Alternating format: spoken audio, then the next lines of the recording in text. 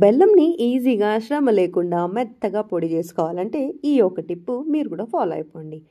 In case మీ దగ్గర కూడా ప్రీతి జోడెక్ వాళ్ళది మిక్సీ గ్రైండర్ ఉంటే మీరు కూడా ఈ టిప్ని ఫాలో అయిపోండి.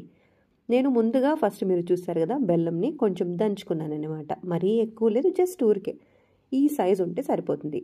ఇప్పుడు ప్రీతి జోడెక్ మిక్సీ గ్రైండర్లోకి జస్ట్ అలా పెట్టామనుకోండి, విత్ ఇన్ సెకండ్స్లో అలా మెత్తగా వచ్చేస్తుంది అనమాట.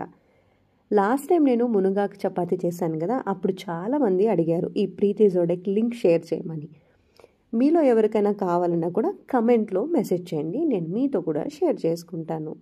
నేనైతే ప్రతి నెల ఇలా చేసుకొని ఒక కంటైనర్లో వేసి పెట్టుకుంటాను. ఎందుకంటే టీ కాఫీలోకి వేసుకోవచ్చు. ఆల్సో ఎప్పుడైనా పిల్లలు ఇంట్లో ఉన్న వాళ్ళు స్వీట్ ఏమైనా తినాలనిపిస్తే ఈజీగా చేసి చేయొచ్చు.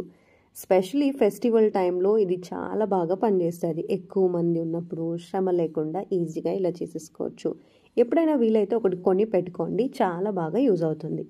ప్రీతి జోడెక్ మిక్సర్ గ్రైండర్ మనం చాలా రకాలుగా కూడా యూజ్ చేసుకోవచ్చు. ఇలా మనం పౌడర్ చేసుకోవడమే కాదు, పిండి అంటే చపాతీ పిండి డౌ చేసుకునేది కాదు, even dosa idli batter ready చేసుకోవచ్చు ఇంట్లోనే.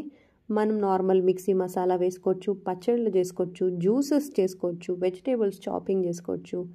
సో మీకు కూడా ఈ ప్రీతి జోడెక్ లింక్ కావాలి అంటే కమెంట్లో మెసేజ్ చేయండి, నేను షేర్ చేస్తాను. Thank you.